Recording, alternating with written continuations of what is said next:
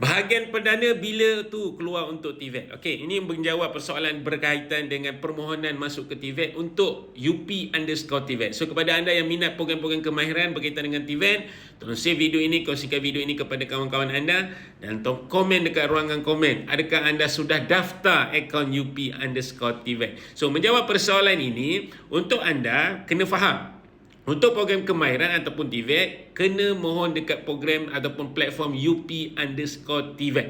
Dekat bahagian UP_TVET, dia ada dua bahagian. Satu bahagian perdana, satu bahagian fleksi. Kenapa saya suka selalu ulang perkara yang sama ini? Kerana kebanyakan orang masih lagi belum aware tentang UP_TVET, di mana UP_TVET dia ada dua bahagian. Satu untuk institusi awam dan satu lagi untuk institusi swasta. Untuk institusi awam adalah program-program di bawah perdana. So untuk maklumat anda, perdana ni untuk setahun dia buka 2 kali je.